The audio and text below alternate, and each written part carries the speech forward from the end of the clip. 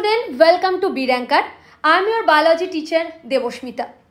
B Ranker এর তরফ থেকে আমাদের একটা বায়োলজি সেশন শুরু করা হয়েছে যেখানে আমরা নিট 2025 এর জন্য এই কয়েকটা মাসে এনসিইআরটি প্রত্যেকটা টপিক, এনসিইআরটি প্রত্যেকটা চ্যাপ্টার ডিটেইলসে ডিসকাস করব।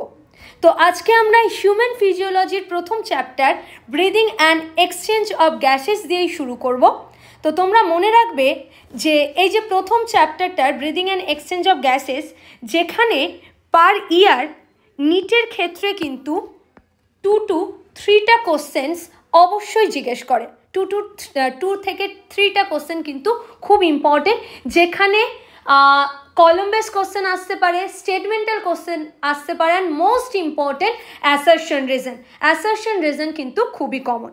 অ্যান্ড এই প্রত্যেকটা সেশনের পরে, প্রত্যেকটা ভিডিওর পরে কিন্তু আমাদের ডেসক্রিপশন বক্সে কয়েকটা 20 to 25টা কিন্তু কোশ্চেন দেওয়া থাকবে, যেটা তোমরা অবশ্যই করে প্র্যাকটিস করবে, অ্যান্ড আমরা অ্যান্সারও প্রোভাইড করে দেব।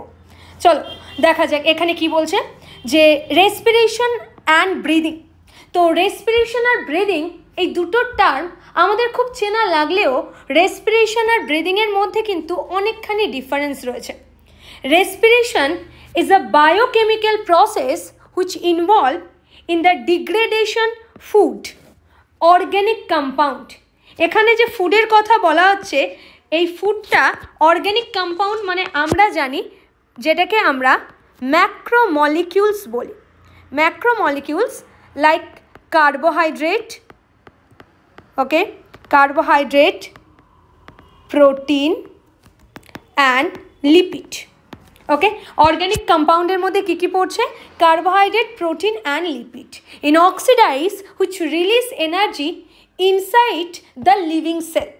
তার মানে উইথিন সেল যখন এই কার্বোহাইড্রেট, প্রোটিন অ্যান্ড লিপিড মলিকিউলগুলোকে, they are the macromolecule, and এই ম্যাক্রোমলিকিউলগুলোকে প্রেজেন্স অফ অক্সিজেন যখন আমরা মাইক্রোমলিকিউলে ব্রেকডাউন করব, ইট মিনস স্মল পার্টিকেলে ব্রেকডাউন করব অ্যান্ড রিলিজ সাম এনার্জি, সেই প্রসেসটাকে বলা হয় রেসপিরেশন।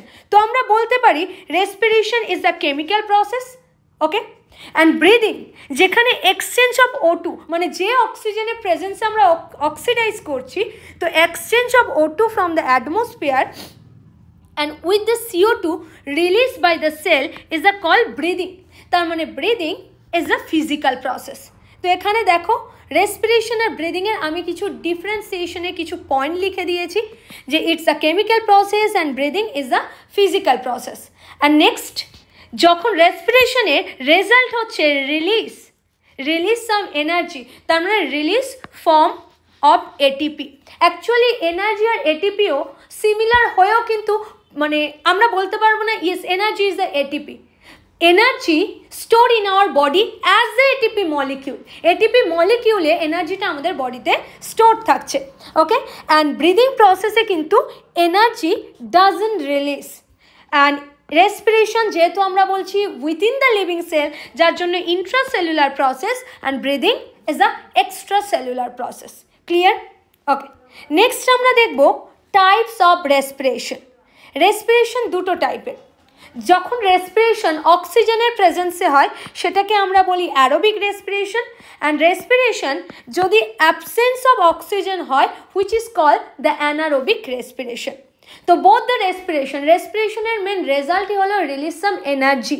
তো এখানে একটা জিনিস জানবে যে অ্যারোবিকের ক্ষেত্রে total 38 molecule of ATP release হচ্ছে, যেখানে স্টোর হচ্ছে, অ্যান্ড অ্যানারোবিকের ক্ষেত্রে স্টোর 2 মলিকিউল অফ এটিপি। তো অ্যারোবিক রেসপিরেশন কাদের ক্ষেত্রে হয়? Most of the animal aerobic respiration করবে, অ্যান্ড অ্যানারোবিক হচ্ছে সাম ব্যাকটেরিয়া অ্যান্ড দ্য ইস্ট। তো এখানে যদি আমরা রেসপিরেশনের রিয়াকশনটা দেখি, C6H12O6, ইট মিনস আমরা গ্লুকোজের সঙ্গে 6 মলিকিউল অফ O2 যদি রিয়াক্ট করি, দেন 6 মলিকিউল অফ কার্বন ডাইঅক্সাইড পাবো, 6 মলিকিউল অফ ওয়াটার পাবো, অ্যান্ড তার সঙ্গে কিছুটা এনার্জি কিন্তু আমরা পাবো। তো এখানে দেখো অ্যারোবিক প্রসেসের ক্ষেত্রে অ্যারোবিক প্রসেসের ক্ষেত্রে বলা হচ্ছে যে গ্লুকোজ থেকে carbon dioxide, water and energy produce হচ্ছে, যেখানে 38 মলিকিউল প্রডিউস হয়, বিকজ এটা অক্সিজেনের প্রেজেন্সে হচ্ছে। বাট অ্যানারোবিকের ক্ষেত্রে গ্লুকোজ থেকে একটা ল্যাকটিক অ্যাসিডের ফর্মেশন হয়, ল্যাকটিক অ্যাসিড আর নয় গ্লুকোজ থেকে ফর্মেশন হবে এথানল, তার মানে অ্যালকোহলের ফর্মেশন হবে। তো অবভিয়াসলি প্রোডাক্ট হিসেবে অ্যারোবিকের ক্ষেত্রে আমরা carbon dioxide, water and energy পাচ্ছি, অ্যান্ড অ্যানারোবিকের ক্ষেত্রে lactic acid, ethanol and carbon dioxide পাচ্ছি। ক্লিয়ার? ওকে, নেক্সট পয়েন্ট আমাদের রেসপিরেটরি অর্গান।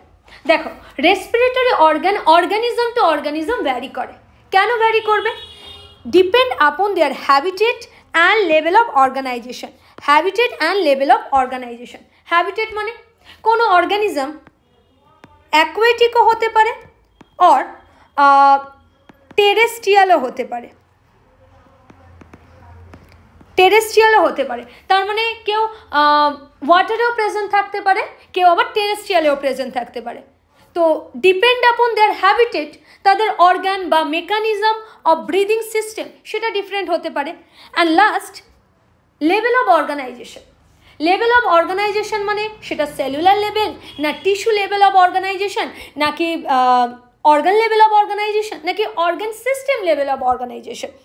তো এই লেভেল অফ অর্গানাইজেশনের উপর ডিপেন্ড করেও কিন্তু আমাদের যে রেসপিরেটরি অর্গান সেটা কিন্তু ডিফারেন্ট, ইট মিনস ভ্যারি করবে। তো এখানে কিছু এক্সাম্পল রয়েছে, সাব এক্সাম্পল আর দেয়ার।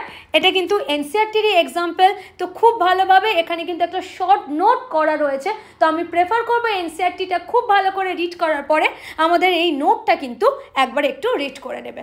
ওকে, আচ্ছা, লোয়ার ইনভার্টিব্রেটের এক্সাম্পল আমাদের এনসিইআরটি কি বলেছে দেখো, স্পঞ্জেট, সিলেন্ট্রেট অ্যান্ড দ্য ফ্ল্যাটওয়ার্ম। এই ফ্ল্যাটওয়ার্ম সিম্পল ডিফিউশন, তার মানে রেসপিরেশন করবে ওভার দেয়ার এন্টায়ার বডি সারফেসের থ্রু দিয়ে তারা কিন্তু রেসপিরেশন করবে। দেন আসছি earthworm moist cuticle, it means skin, যার জন্য এটাকে আমরা বলি কিউটেনিয়াস রেসপিরেশন। প্রসেসটাকে আমরা কি বলি? কিউটেনিয়াস রেসপিরেশন, বিকজ এখানে রেসপিরেটরি অর্গান হিসেবে স্কিন ইউজ করা হচ্ছে। দেন ইনসেক্ট লাইক ককরোচের ক্ষেত্রে আমরা দেখতে পাবো নেটওয়ার্ক অফ টিবিউলস, যেটাকে আমরা ট্রেকিয়াল টিউবস বলে থাকি।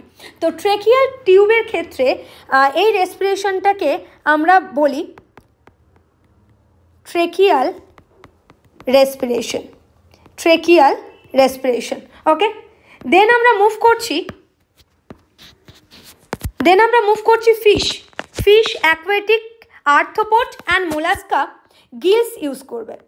রেসপিরেটরি অর্গান হিসেবে গিলস ইউজ করে, যে এবং যখন যারা গিলস ইউজ করে তাদের যে রেসপিরেশনের প্রসেসকে আমরা বলি branchial respiration. Okay, and most important অ্যাম্ফিবিয়ানের ক্ষেত্রে দেখো, amphibian, reptiles, bird and mammals use the lungs for their respiration, and lungs also known as pulmon, যার জন্য এই টাইপের রেসপিরেশনকে বলা হয় পালমোনারি রেসপিরেশন।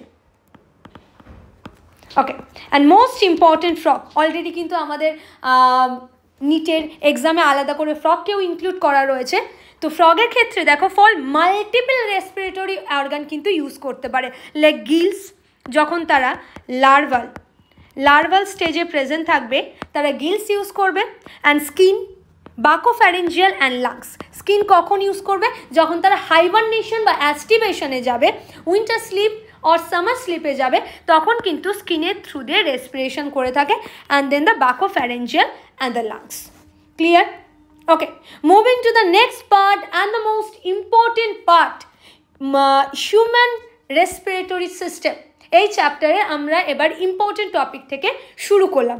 এর আগে যে পয়েন্টগুলো, এখান থেকেও কিন্তু একটা কোশ্চেন আসার চান্সেস থাকে, বাট এই যে পুরো প্রসেসটা যেহেতু অ্যানিম্যাল কিংডম আমাদের ইনক্লুড রয়েছে, তো ওর সঙ্গে কম্বাইন করে কোশ্চেন আসবে। তো চলো, হিউম্যান রেসপিরেশনে কি বলা হচ্ছে? হিউম্যান রেসপিরেটরি সিস্টেমের ফার্স্ট আমরা দেখব পাথওয়ে দেখব। পাথওয়েটা একটু ডিটেলসে ডিসকাস করে নেওয়া দরকার। তো বলছে first external nostril which is open into the nasal cavity, and nasal cavity then open into the internal nostril. Internal নস্ট্রিলের পরে পার্টটা হচ্ছে ফ্যারিংস। অ্যান্ড আমাদের বডিতে ফ্যারিংস মানে there are 3 type of pharynx. One is oropharynx, second is nasopharynx, and third laryngopharynx. তো দেখো ওরোফ্যারিংস মানে নিয়ার দ্য বাকাল ক্যাভিটি, যেটা বাকাল ক্যাভিটিতে ওপেন হচ্ছে যে ফ্যারিংসটা সেটাকে আমরা বলবো ওরোফ্যারিংস, যেটা ন্যাজাল ক্যাভিটিতে ওপেন হচ্ছে ন্যাজোফ্যারিংস, আর নিয়ার দ্য ল্যারিঙ্গোফ্যারিংস তার মানে ল্যারিংসে যেটা ওপেন হচ্ছে বা ল্যারিংসের কাছাকাছি যে ফ্যারিংসটা প্রেজেন্ট থাকছে তাকে আমরা বলি ল্যারিঙ্গোফ্যারিংস। তো ব্রিদিংটা যদি নোসের থ্রু দিয়ে মানে ন্যাজাল ব্রিদিং যদি হয় তাহলে অবভিয়াসলি ইয়ারটা ন্যাজোফ্যারিংসের থ্রু দিয়ে ল্যারিঙ্গোফ্যারিংসে এন্টার করবে, অ্যান্ড সামটাইম আমরা মাউথ ব্রিদিংও করে থাকি, দেন ওরোফ্যারিংসের থ্রু দিয়ে ল্যারিঙ্গোফ্যারিংসে কিন্তু ইয়ারটা এন্টার করবে। ওকে, নেক্সট দেখো ল্যারিঙ্গোফ্যারিংসের পরে এন্টার করবে কিন্তু larynx through the glottis. It means opening of the larynx is known as the glottis, and glottis এর একটা cover up structure থাকে। glottis covered with epiglottis, okay, and epiglottis is a flap structure of the cartilageর একটা flap structure যেটা prevent করে entry the food into the larynx during swallowing of food. ওকে, খুব important এই লাইনটি কিন্তু মার্ক করবে, and এটা কিন্তু এনসিআরটি মানে আমাদের নিট পিওয়াইকিউ, এটা কিন্তু নিট পিওয়াইকিউ, তো মার্ক করবে কোন পার্টটা ফুড পার্টিকেল যাতে না ল্যারিংসে এন্টার করে যায় সেটাকে প্রোটেক্ট করবে, মানে ল্যারিংসকে প্রোটেক্ট করবে বা ওপেনিং অফ ল্যারিংস আমরা গ্লটিসকে কভার কে করবে সেটা হচ্ছে এপিগ্লটিস। খুব ইম্পর্টেন্ট একটা কোশ্চেন। ওকে, ল্যারিংস ভয়েস প্রডিউস করে, তার জন্য ল্যারিংসকে আমরা ভয়েস বক্সও বলে থাকি। And larynx made up of 4 cartilage. Larynx cartilage in a structure হয়, আর এখানে 3 টাইপ অফ কার্টিলেজ প্রেজেন্ট থাকে। 2 thyroid cartilage, and thyroid cartilage forms Adam's apple. Thyroid কার্টিলেজই কিন্তু অ্যাডামস অ্যাপেলের ফর্মেশন করবে, and then arytenoid cartilage and the cricoid cartilage. Okay, and now larynx open into the trachea line by pseudostratified, most important, NEET PYQ, most important, trachea lined by ciliated pseudostratified columnar epithelium cell, and this is the diagram of pseudostratified columnar ciliated epithelium cell diagram. Okay, যেখানে goblet cell present রয়েছে, cilia present রয়েছে, and obviously it is the epithelium cell, তো basement membrane present থাকবে। Okay, next ট্রেকিয়ার মধ্যে 16 to 20 it's also the cartilaginous structure, যার মধ্যে 16 to 20টা কার্টিলেজিনাস রিং প্রেজেন্ট থাকবে। আর এই যে রিংগুলো স্ট্রাকচার এইরকম সি শেপ হয়, যাকে ইনকমপ্লিট কার্টিলেজিনাস স্ট্রাকচার বলা হয়। আর কি টাইপের কার্টিলেজ এখানে প্রেজেন্ট থাকবে? Most important hyaline cartilage,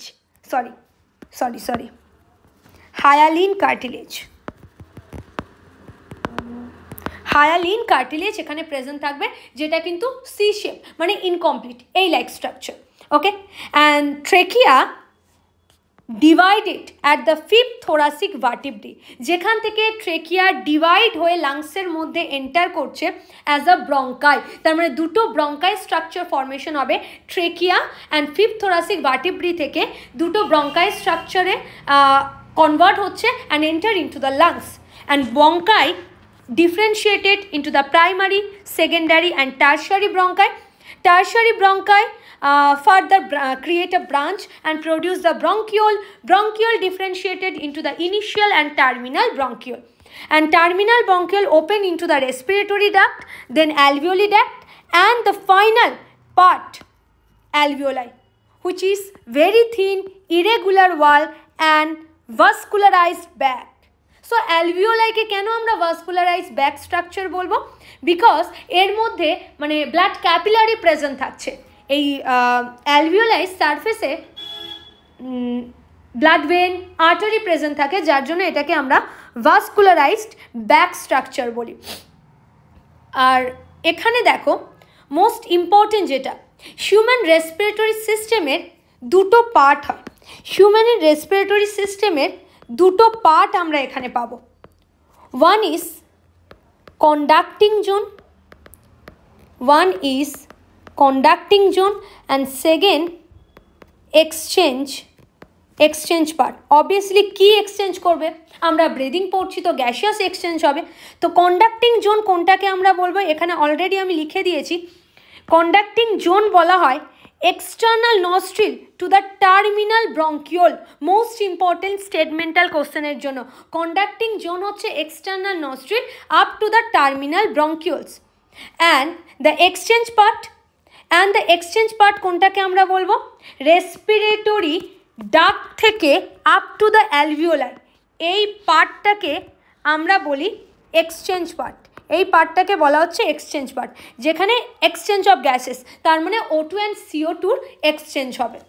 and most important incomplete cartilage, যেটা ট্রেকিয়া থেকে শুরু হয়েছিল। শুধুমাত্র কি ট্রেকিয়াতে প্রেজেন্ট থাকবে? একদমই না। ট্রেকিয়া থেকে শুরু হয়ে ইনিশিয়াল ব্রঙ্কিওল পর্যন্ত এই ইনকমপ্লিট কার্টিলেজিনাস স্ট্রাকচার কিন্তু প্রেজেন্ট থাকবে। ওকে, ডান।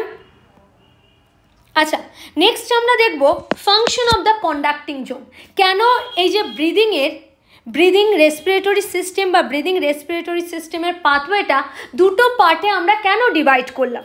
তো কন্ডাক্টিং জোনের ফাংশন দেখো, transport of the atmospheric air to the alveoli. তার মানে কন্ডাক্টিং জোনে শুধুমাত্র এয়ারটা আসা যাওয়া করবে একটা পাথওয়ে, যেখান থেকে এনভায়রনমেন্টের যে O2 up to the alveoli move করবে, অ্যান্ড অ্যালভিওলাইয়ে যে CO2 রয়েছে সেটা কিন্তু আবার এই কন্ডাক্টিং জোনের থ্রু দিয়ে অ্যাটমসফিয়ারে রিলিজ হবে।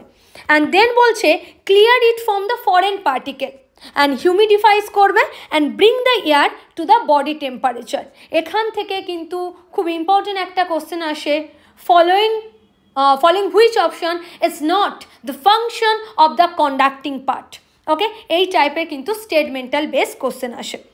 ওকে, নেক্সট। আর অবভিয়াসলি আমি তো বলেই দিলাম কন্ডাক্টিং জোনের কাজটা কি, এক্সচেঞ্জ পার্টের কাজটা কি। এখানে কিন্তু গ্যাসিয়াস এক্সচেঞ্জ হবে O2 and CO2, O2 with the CO2। Okay, next এখানে দেখো একটা সেকশনাল ভিউ রয়েছে লাংসের। এটাকে আমরা লেবেলিং করব অ্যান্ড আরেকবার যে যে পয়েন্টগুলো বলা হয়েছিল সেগুলোকে জাস্ট আরেকবার রিকল করার ট্রাই করব। চলো, দিস ইজ দ্য এপিগ্লটিস। আমরা কি বলেছিলাম? Epiglottis cover the glottis structure to prevent the entry of food into glottis. Okay, গ্লটিসের মধ্যে যাতে না এন্ট্রি করতে পারে কোনো ফুড ডিউরিং দ্য সোয়ালোয়িং, এই এপিগ্লটিসটা কিন্তু কভার করে থাকে গ্লটিসটাকে। অ্যান্ড এপিগ্লটিস কার্টিলেজের তৈরি হয়। ওকে, এপিগ্লটিসের পরে আমরা মুভ করব ল্যারিংস অর যেটাকে আমরা বলি ভয়েস বক্স। অ্যান্ড এখানে অলরেডি আগেই বলে দেওয়া হয়েছে এই ভয়েস বক্সের মধ্যে এই ভয়েস বক্স বা ল্যারিংসের স্ট্রাকচারটাও কিন্তু কার্টিলেজের। অ্যাকচুয়ালি কার্টিলেজের স্ট্রাকচার কেন হচ্ছে? Because cartilage provide the structure and support to the epiglottis, larynx and also the trachea. And this is the trachea and this is the C-shaped incomplete hyaline cartilage structure. And bole dilam cartilage provide structure and support. Okay, আচ্ছা, then ট্রেকিয়া। দেখো এই যে পোর্শনটা already এর আগেও আমি বলে দিলাম, এই যে পোর্শনটা এটা হচ্ছে fifth thoracic vertebrae, fifth thoracic vertebrae, যেখান থেকে ট্রেকিয়া ডিভাইড হয়ে this is the structure of bronchi, bronchi হিসেবে লাংসের মধ্যে এন্টার করেছে। Bronchi further divide the bronchiole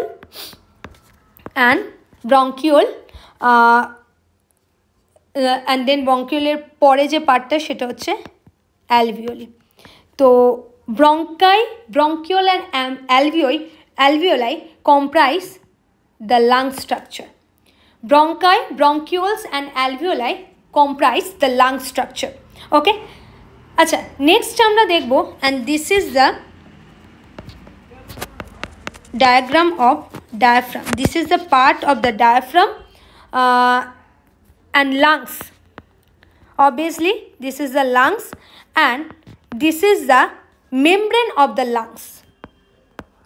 membrane of lungs, যেটাকে আমরা বলি pleural membrane, and pleural membrane divided into two part, one is the outer membrane and inner membrane. Outer membrane or যেটাকে আমরা বলি parietal membrane, inner membrane or visceral membrane. তো দেখো outer membrane যেটা contact with the rib cage and the inner membrane or visceral membrane contact to the surface of the alveoli, and এই যে দুটো membrane, এই মেমব্রেনের মিডে থাকে প্লিউরাল স্পেসের মধ্যে প্রেজেন্ট থাকে প্লিউরাল ফ্লুইড। Pleural fluidের main function reduce the friction of the membrane, reduce the friction of the membrane. Clear? Done. এখানে আমাদের মেমব্রেনের ফাংশন, মেমব্রেনের স্ট্রাকচার ক্লিয়ার। ওকে, দেন আমরা দেখব এই যে লাংস, রাইট সাইডের যে লাংসটা তার তুলনায় লেফট সাইডের যে লাংসটা সেটা অনেকটা ছোট হয়। কেন হয়? কারণ এখানে মানে টুয়ার্ডস দ্য লেফট লাংস এখানে যে ক্যাভিটি তৈরি হয়েছে তার মধ্যে কিন্তু হার্ট প্রেজেন্ট থাকে। ডিউরিং প্রেজেন্স অফ হার্ট এই লেফট সাইডের যে আমাদের লাংসটা হয় সেটা কিন্তু রাইট সাইডের থেকে ছোট হয়। ওকে, অ্যান্ড নেক্সট হচ্ছে লোবস। আমাদের লাংসে কিছু লোবস প্রেজেন্ট রয়েছে, তো আমি একবার একটু মার্ক করে দিই, right lungs and left lungs. দেখো রাইট লাংসে এটা আমাদের right lungs and this is the left lungs. তো রাইট লাংসে দুটো ফিশার, যে ফিশারগুলো ডিমার্কেট করছে, মানে লোবগুলোকে ডিমার্কেট করেছে এই ফিশারগুলো। ফার্স্ট ফিশার হচ্ছে transverse fissure and second is the oblique fissure. Okay, transverse fissure divided the two lobe, one is the superior lobe and second is the middle lobe. Okay, তার মানে right লাংসের ক্ষেত্রে আমরা দেখতে পাবো ট্রান্সভার্স ফিশার প্রেজেন্ট থাকবে and oblique fissure present থাকবে। Okay, and oblique fissure demarcate the two lobes, middle and inferior lobe, middle lobe and the inferior lobe. Okay, আচ্ছা left লাংসের ক্ষেত্রে দেখো, লেফট লাংসের ক্ষেত্রে একটাই ফিশার আমরা পাবো, সেটা হচ্ছে অবলিক ফিশার। আর এই অবলিক ফিশারটা অবভিয়াসলি দুটো ডিভিশন করছে, one is the superior lobe and is the inferior lobe. Clear? Okay, আচ্ছা next moving to the next point which is the anatomical set up of the lungs. আমাদের মনে রাখতে হবে আমাদের বডিতে দুটো ক্যাভিটি প্রেজেন্ট থাকে। বডির মিডে প্রেজেন্ট থাকে diaphragm, and above the diaphragm ক্যাভিটিটাকে আমরা বলি thoracic cavity, and below the diaphragm is the abdominal cavity. তো এই thoracic ক্যাভিটিতেই লাংস প্রেজেন্ট থাকে। দেখো thoracic chamber, dorsally the vertebral column, ventrally the sternum, laterally দেখো এখানে ভালোভাবে দেখবে, এটা হচ্ছে আমাদের ভার্টিব্রাল কলাম, ল্যাটারালি যাচ্ছে রিপ কেস যেখানে আমাদের ভেন্ট্রাল সাইডে গিয়ে অ্যাটাচড হচ্ছে, এটাকে আমরা স্টারনাম বলছি। অ্যান্ড লোয়ার পার্টে প্রেজেন্ট থাকবে ডায়াফ্রাম। লোয়ার পার্টে কি প্রেজেন্ট থাকবে? ডায়াফ্রাম প্রেজেন্ট থাকবে। Okay, and most important mechanism of breathing. এই মেকানিজম অফ ব্রিদিং থেকে কিন্তু স্টেটমেন্টাল কোশ্চেন্স কিন্তু দিয়ে দেবে। ওকে, মেকানিক্যাল অফ ব্রিদিং থেকে স্টেটমেন্টাল কোশ্চেন আসে। ইভেন এখানে যে স্টেপগুলো রয়েছে সেই স্টেপগুলো কিন্তু পরপর মানে অ্যারেঞ্জ করতে বলে দেওয়া থাকে। ওকে, তো মেকানিজম অফ ব্রিদিংয়ে ফার্স্ট যেটা আমরা দেখব যে কিছু মাসেলস, এখানে একটা মাসেলসের ডায়াগ্রামও দেওয়া রয়েছে। ইভেন এই যে মাসেলসগুলো এখানে রয়েছে, এই মাসেলসগুলো প্রথমে আমরা দেখব যে কি মাসেলস এখানে হেল্প করছে। ওকে, প্রথম হচ্ছে ডায়াফ্রামের মধ্যে কোন মাসেলস হেল্প করছে? Phrenic muscle of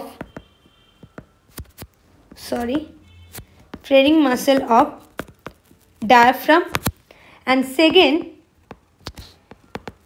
intercostal muscle দুটো টাইপের হয়। One is external intercostal muscle and second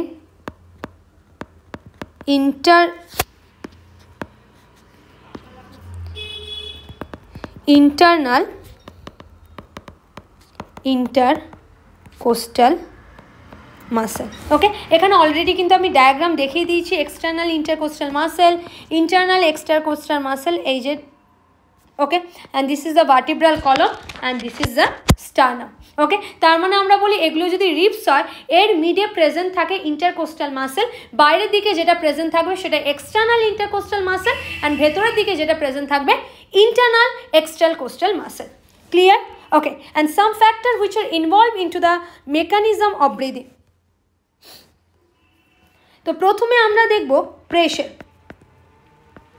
যেহেতু আমরা প্রথম থেকেই পড়ে আসছি যে ব্রিদিং সিম্পল ডিফিউশনের থ্রু দিয়ে হয়, সিম্পল ডিফিউশন।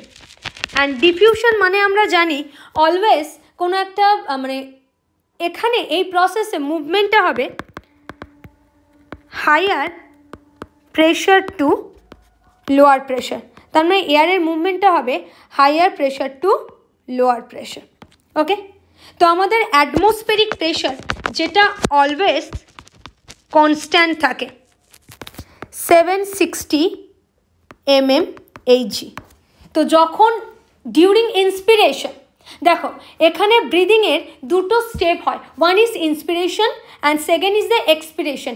ইন্সপিরেশন মানে যখন আমরা অ্যাটমসফিয়ারের O2টাকে ইনহেল করব সেটা হচ্ছে ইন্সপিরেশন, আর এক্সপিরেশন মিনস হচ্ছে অক্সিজেন যেটা বডি প্রডিউস করছে, সেই অক্সিজেনটাকে যখন আমরা রিলিজ করছি, ওকে, সেই রিলিজটাকে বলা হয় এক্সপিরেশন।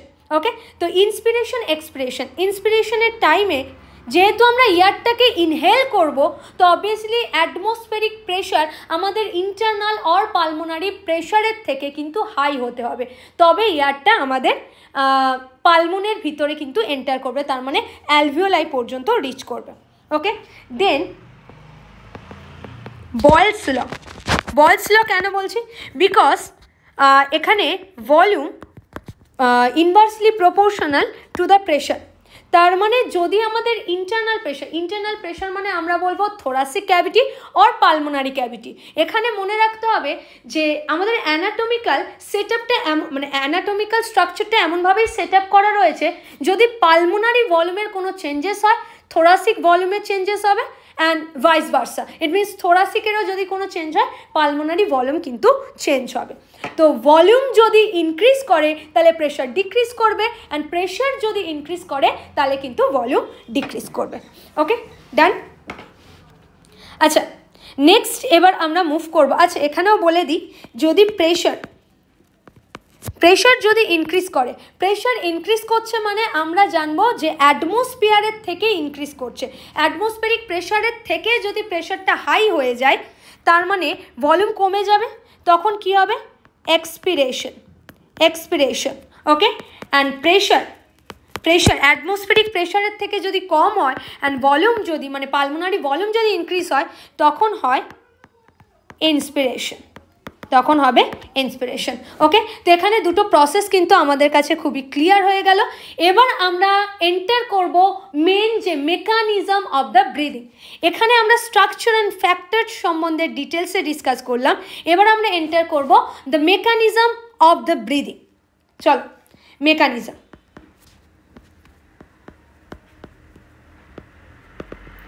মেকানিজমের ক্ষেত্রে আমরা কিছু সিচুয়েশন দেখব। প্রথম হচ্ছে ইন্সপিরেশন অ্যান্ড দেন হচ্ছে এক্সপিরেশন। তো দুটোর মধ্যে কম্পেয়ার করে যদি পড়া যায় তাহলে কিন্তু কনসেপ্টটা বেটার ক্লিয়ার হয় অ্যান্ড মনেও থাকবে। দেখো, ইন্সপিরেশন বা এক্সপিরেশন হতে গেলে প্রথমে যেটা আমাদের অ্যানাটমিক্যাল সেটআপটাকে চেঞ্জ করতে হবে। এখানে এটা কিন্তু খুব একটা ইম্পর্টেন্ট কোশ্চেন, খুবই ইম্পর্টেন্ট কোশ্চেন। এখানে যখন ওই যে সিকোয়েন্স ওয়াইজ, একটু আগেই আমি বললাম যে সিকোয়েন্স ওয়াইজ লিখতে দেয়, যদি সিকোয়েন্স ওয়াইজ লিখতে দেয় প্রথমে কিন্তু মনে রাখবে অ্যানাটমিক্যাল সেটআপ চেঞ্জ হবে, দেন প্রেশার অ্যান্ড ভলিউমের চেঞ্জেস হবে, and then inspiration and expiration হবে। আগে অ্যানাটমিক্যাল সেটআপের চেঞ্জেস হয়। তো প্রথমে আমরা এখানে যেটা দেখব সেটা হচ্ছে ইন্সপিরেশনের টাইমে ইন্সপিরেশন স্টার্ট এখানে আমাদের কন্ট্রাকশন অফ ডায়াফ্রাম। তার মানে যখন ডায়াফ্রামের ফ্রেনিক মাসেলটা কন্ট্রাক্ট করবে, ডায়াফ্রাম যখন কন্ট্রাক্ট করবে তখন আমাদের থোরাসিক ভলিউম ইনক্রিজ করবে। বাট কোন এক্সিসে ইনক্রিজ করবে? Antero posterior axis wise increase করবে, axis will be increased. Okay, next আমরা দেখব যে contraction of external intercostal muscle. তো যখন এক্সটার্নাল ইন্টারকোস্টাল মাসেল, তার মানে এই যে রিবকেজ এর বাইরের দিকে মাসেলটা যখন কন্ট্রাক্ট হবে তখন কোন অ্যাক্সিস বরাবর থোরাসিক ক্যাভিটিটা বা পালমোনারি ক্যাভিটি ইনক্রিজ করবে, পালমোনারি থোরাসিক ক্যাভিটি ইনক্রিজ করবে, সেটা হচ্ছে ডরসোভেন্ট্রাল অ্যাক্সিস কিন্তু ইনক্রিজ করবে। ওকে, ডরসোভেন্ট্রাল অ্যাক্সিস ইনক্রিজ করবে। অ্যান্ড যখন এই অ্যানাটমিক্যাল সেটআপটির চেঞ্জেস হচ্ছে দেন প্রেশার আমরা জানি অ্যাটমসফেরিক প্রেশার অলওয়েজ 760 mmHg।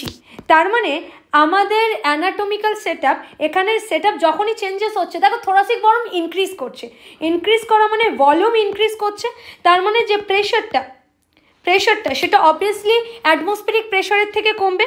কত হবে? 758 mmHg। অ্যান্ড যখনই এই প্রেশারটা অ্যাটমসফেরিক প্রেশারের থেকে কম হবে দেন ইন্সপিরেশন হবে। ইট মিনস O2 অ্যাটমসফিয়ার থেকে অ্যালভিওলারের মধ্যে এন্টার করবে। ওকে, ক্লিয়ার? আচ্ছা, নেক্সট হচ্ছে আমরা দেখব এক্সপিরেশনের ক্ষেত্রে কি হবে? সিমিলার, এখানেও কিন্তু আমরা দেখতে পাবো ফার্স্ট অ্যানাটমিক্যাল সেটআপের চেঞ্জেস হবে। তো diaphragm relax and back to its original position. Okay, and second, external intercostal muscle return to its original position. তার মানে কি, তার মানে অবভিয়াসলি আমাদের ভলিউমটা কমে যাবে। ভলিউম কমে যাওয়া মানে যে প্রেশারটা ছিল অ্যাটমসফেরিক প্রেশারের থেকে ইনক্রিজ করে যাবে 762 mmHg। অ্যান্ড যখন এই অ্যাটমসফেরিক প্রেশারের থেকে থোরাসিক ক্যাভিটির প্রেশারটা ইনক্রিজ করে যাবে, দেন যে এয়ারটা থাকবে সেটা কিন্তু অ্যালভিওলাই টু আমাদের অ্যাটমসফিয়ারের মধ্যে রিলিজ করবে, যেটাকে আমরা বলছি এক্সপিরেশন। অ্যান্ড আরেকটা পয়েন্ট সেটা হচ্ছে হাইপার এক্সপিরেশন।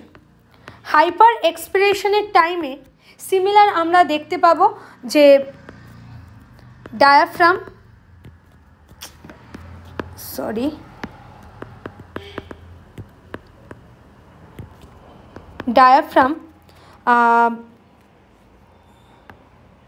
রিল্যাক্স তো থাকবেই, অ্যান্ড আরও বেশি মানে ইনসাইড ওয়াইজ কন্ট্রাক্ট করবে যাতে ভলিউমটা আরও কমানো যায়। ওকে, অ্যান্ড সেকেন্ড হচ্ছে ইন্টারকস্টাল মাসেল যেটা রয়েছে সেটা কিন্তু কন্ট্রাক্ট করবে। অ্যান্ড ইন্টারকোস্টাল মাসেল যদি তার মানে ভেতরের দিকের মাসেলটা যদি কন্ট্রাক্ট করে, দেন অবভিয়াসলি ভলিউম অনেকটা কমে যাবে। অ্যান্ড ভলিউম যদি কমে যায়, pressure will be increase. Pressure increase করবে মানে অ্যাটমসফেরিক প্রেশারের থেকে আরও বেশি ইনক্রিজ করবে। তো এখানে প্রেশার যেটা নর্মাল এক্সপিরেশনের টাইমে হচ্ছে তার থেকেও বেশি বেড়ে যাবে 764 mmHg। অ্যান্ড তখন কিন্তু হাইপার এক্সপিরেশন হবে। অ্যান্ড এই টাইমে আরেকটা মাসেল অ্যাডিশনালভাবে হেল্প করে, সেটা হচ্ছে অ্যাবডোমিনাল মাসেল। ওকে, ক্লিয়ার? তো আমরা এখানে বলতে পারি rate of respiration 12 to 16 Times per minute. একটা নর্মাল পার্সনের ক্ষেত্রে rate of respiration 12 to 16 time per minute. And এই রেট অফ রেসপিরেশনে কতটা ভলিউম এন্টার করছে, কতটা ভলিউম রিলিজ করছে, আমরা স্পাইরোমিটারের থ্রু দিয়ে এটা কিন্তু মেজার করতে পারি। স্পাইরোমিটারের থ্রু দিয়ে সেটাকে আমরা মেজার করতে পারি volume of gases which is entered during the respiration or released into the inspiration during the breathing. Okay, next যেটা রেসপিরেটরি ভলিউম অ্যান্ড ক্যাপাসিটিস, এটা একটু ভিভিআই দিয়ে লিখে রাখো। অ্যান্ড পার ইয়ার নিটে কিন্তু এখান থেকে একটা না একটা কোশ্চেন আসবে, তো +4 লিখে রাখো এখানে। Respiratory volume and capacities. Respiratory volume and ক্যাপাসিটিসে ফার্স্ট আমরা দেখব টাইডাল ভলিউম। টাইডাল ভলিউম কি বলা হচ্ছে? বলা হচ্ছে the volume of air inspire or expire during a normal respiration. Volume of air inspired or expired during normal breathing, এটাকে আমরা টাইডাল ভলিউম বলি।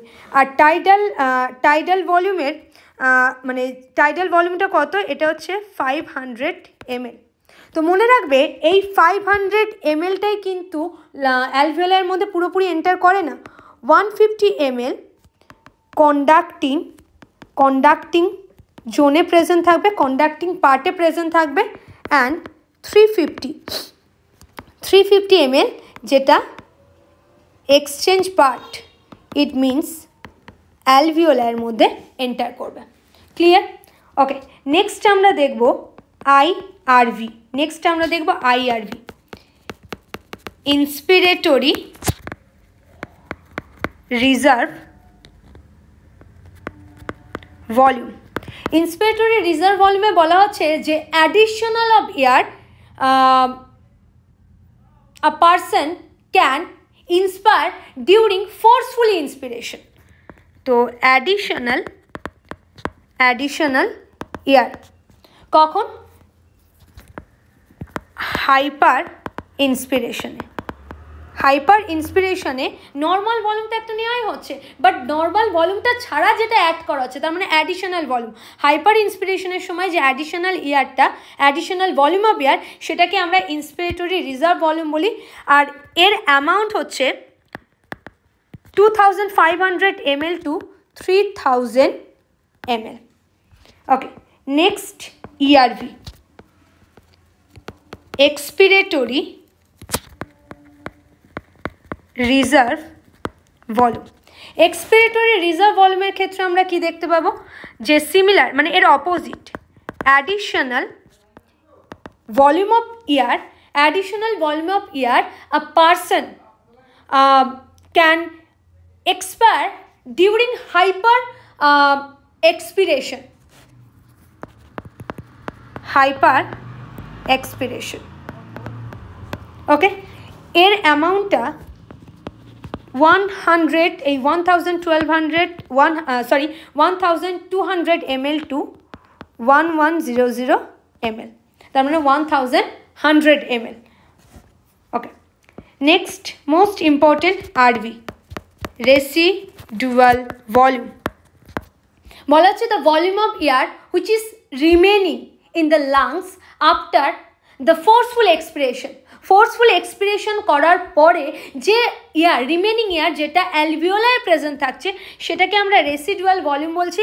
অ্যান্ড রেসিডুয়াল ভলিউমের ইয়ারের অ্যামাউন্ট হচ্ছে 1100 ml to 1000 ml। ওকে, আর এই ভলিউমটা প্রেজেন্ট থাকার জন্যই কিন্তু অ্যালভিওলাই কোলাপসড হয় না। তো এই ইয়ারটা অ্যালভিওলাই কোলাপসড হতে যাওয়া থেকে প্রিভেন্ট করবে। দেন আমরা দেখব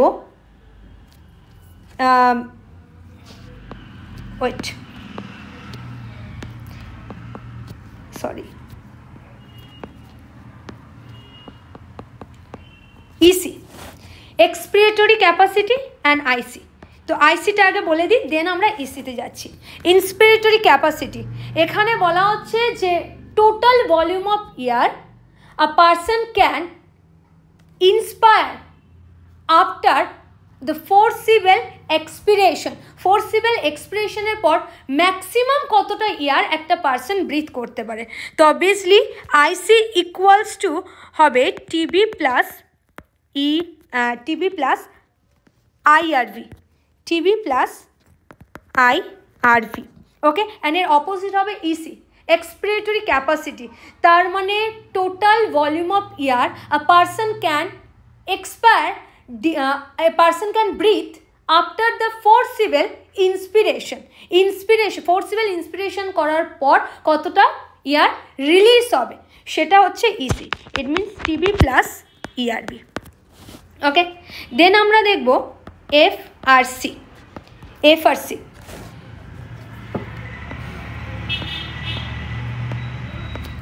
ওকে, এফআরসির ক্ষেত্রে বলা হচ্ছে যে রিমেনিং ইয়ার যেটা নর্মাল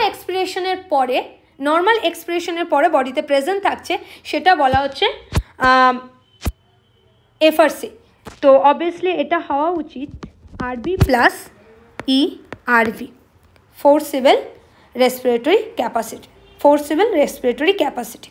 ওকে, আচ্ছা, দেন হচ্ছে ভাইটাল ক্যাপাসিটি বলছে maximum amount of air, maximum volume of air a person can breathe after the forcible expiration or inspiration. It means এটা TV plus ERV, vital capacity equals to TV plus ERV plus IRV. And total lung capacity, একবার maximum inspiration করার পরে total amount of air বডিতে কত present রয়েছে, TV plus ERV plus IRV plus RV. তো এখানে প্রত্যেকটা টার্ম কিন্তু খুবই ইম্পর্টেন্ট। অ্যান্ড প্রত্যেকটা টার্মকে আমরা যদি একটা গ্রাফিক্যাল রিপ্রেজেন্টেশনের থ্রু দিয়ে দেখাই, আমার মনে হয় এটাতে তোমাদের আরও বেশি এবং আরও ভালোভাবে তোমরা ক্লিয়ার করতে পারবে রেসপিরেটরি ভলিউম অ্যান্ড ক্যাপাসিটিটা নিয়ে। দেখো, এটা হচ্ছে normal volume. Normal tidal volume মানে যতটা আমি ইন্সপায়ার করছি ততটা আমি এক্সপায়ার করছি, তো এটাকে বলা হচ্ছে TV tidal volume, okay. And then আমরা দেখব additional volume. Additional volume means হচ্ছে টিবি বাদ দিয়ে, নর্মাল ভলিউমটা বাদ দিয়ে হাইপার এক্সপিরেশনের ক্ষেত্রে বা ফোর্সিবল এক্সপিরেশনের ক্ষেত্রে আমরা এক্সট্রা কতটা এয়ার এন্টার করাচ্ছি, এই পার্টটাকে বলা হয় আইআরভি। অ্যান্ড টিবিটা বাদ দিয়ে কতটা আমরা রিলিজ করছি ফোর্সিবল এক্সপিরেশনের ক্ষেত্রে, এটাকে বলা হয় ইআরভি। অ্যান্ড ইআরভির পরে রিমেনিং কিছুটা এয়ার কিন্তু আমাদের বডিতে প্রেজেন্ট থাকে, যেটাকে বলা হয় RV.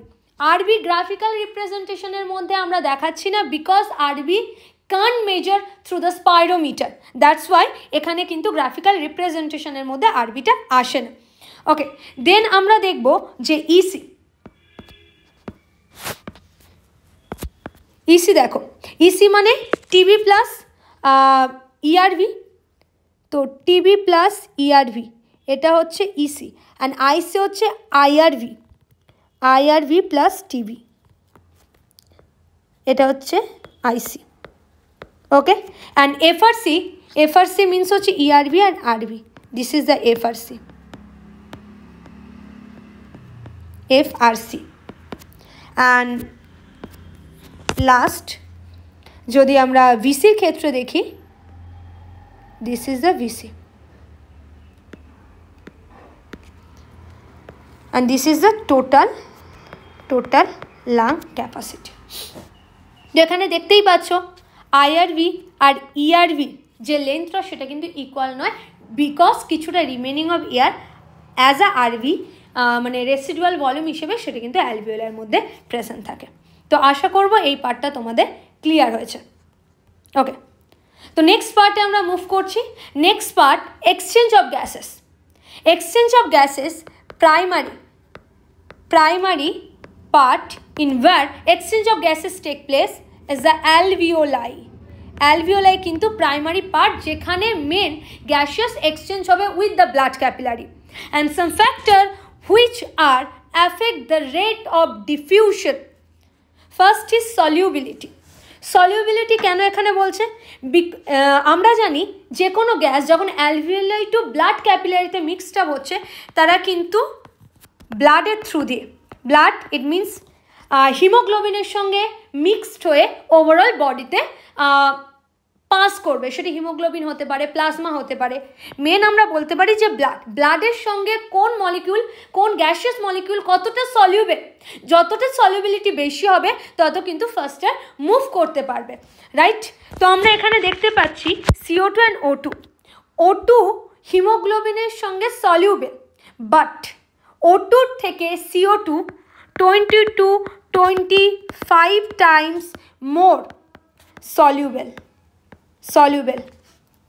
to the hemoglobin, okay।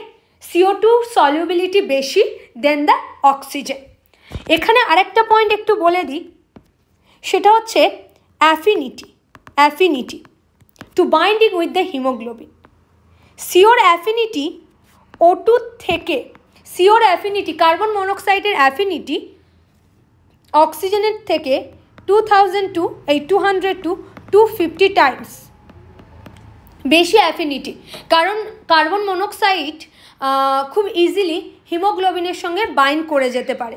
তো কার্বন মনোক্সাইড যদি হিমোগ্লোবিনের সঙ্গে বাইন্ড করে যায়, তখন কার্বক্সি হিমোগ্লোবিনের ফরমেশন করবে, যেটা কিন্তু খুব ইজিলি ব্রেক করতে পারে না। অ্যান্ড কার্বক্সি হিমোগ্লোবিনের ফরমেশন যদি বডিতে হয়ে যায় কোনো একটা পার্সনের ক্ষেত্রে অত্যধিক বেশি, তখন কিন্তু কার্বন মনোক্সাইড পয়জনিং তৈরি হতে পারে, ইভেন পার্সনটা ডেথও হতে পারে, ওকে, ডেথও হতে পারে। আচ্ছা, নেক্সট আমরা দেখতে পাচ্ছি এখানে যে বাইন্ডিংয়ের কথাটা বললাম, CO2-র সঙ্গে হিমোগ্লোবিন যদি বাইন্ড করে, দেন ফরমেশন করবে কার্বামিনো হিমোগ্লোবিনের ফরমেশন করে। অ্যান্ড O2-র সঙ্গে যদি হিমোগ্লোবিন বাইন্ড করে, দেন অক্সি হিমোগ্লোবিনের ফরমেশন করবে। বাট এই প্রত্যেকটা ফরমেশন কিন্তু রিভার্সিবল, ওকে, প্রত্যেকটা ফরমেশন কিন্তু রিভার্সিবল। এবার এগুলো কেন রিভার্সিবল সেটা আমরা মেকানিজমে গেলে দেখতে পাবো, ওকে।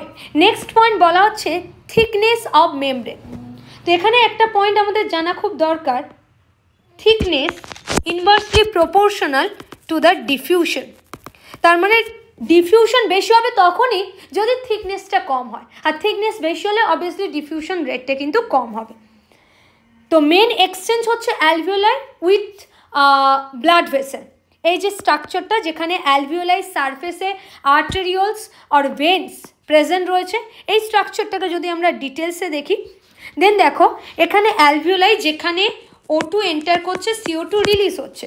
তার মানে আমরা বলতে পারি অ্যালভিওলাই ক্যাভিটি থেকে O2টা ব্লাডের মধ্যে এন্টার করছে, ব্লাড ক্যাপিলারির মধ্যে, অ্যান্ড ব্লাড ক্যাপিলারি থেকে CO2টা যেটা অ্যালভিওলাইয়ের মধ্যে পাস হচ্ছে অ্যান্ড দেন রিলিজ হবে into the atmosphere. Alveoli cavity is lined by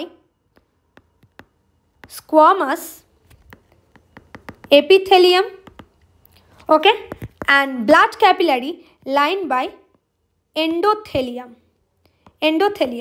and squamous and endothelium এর মিডে এই যে ইয়েলো কালারের যে স্পেসটা রয়েছে এটাকে বলা হয় basement substance, and remember that it is the acellular membrane, okay, most important basement membrane is the acellular membrane। তো squamous epithelium, basement membrane, endothelium, এই যে তিনটে লেয়ার এখানে দেখতে পাচ্ছ, এই তিনটে লেয়ারে, তার মানে আমি এই মেমব্রেন হিসেবে লিখছি এই তিনটে লেয়ার, এদের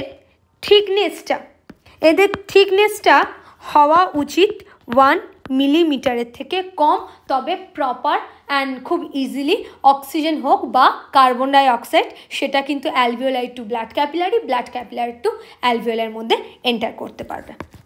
এটা স্টেটমেন্টাল কোশ্চেনের জন্য খুব ইম্পর্টেন্ট, অ্যান্ড ডিরেক্ট কোশ্চেনের জন্য এই তিনটে পার্ট কিন্তু খুব ইম্পর্টেন্ট। ওকে, আচ্ছা, নেক্সট আমরা দেব partial pressure. Partial pressure means pressure contribute by a individual gas in a mixture of gas, সেটাকে আমরা বলছি পার্শিয়াল প্রেশার। তো এখানে পার্শিয়াল প্রেশার অবভিয়াসলি আমরা জানি সিম্পল ডিফিউশনের থ্রু দিয়ে ব্রিদিং হচ্ছে, তো হায়ার প্রেশার টু লোয়ার প্রেশারে মুভ করবে। তো partial pressure of oxygen PO2 দিয়ে আমরা ডিনোট করি। তো আমরা জানি atmospheric pressure always constant 760 mmHg, যেখানে পার্শিয়াল প্রেশার অফ অক্সিজেন এনভায়রনমেন্টে কত সেটা ক্যালকুলেট করতে গেলে প্রথমে আমাদের দেখতে হবে অক্সিজেন এনভায়রনমেন্টে কত পার্সেন্টেজে প্রেজেন্ট থাকে। 21% অক্সিজেন কিন্তু এনভায়রনমেন্টে প্রেজেন্ট থাকে। তার মানে পার্শিয়াল প্রেশার কত হবে? Partial pressure approx 159 mmHg, approx 159 mmHg।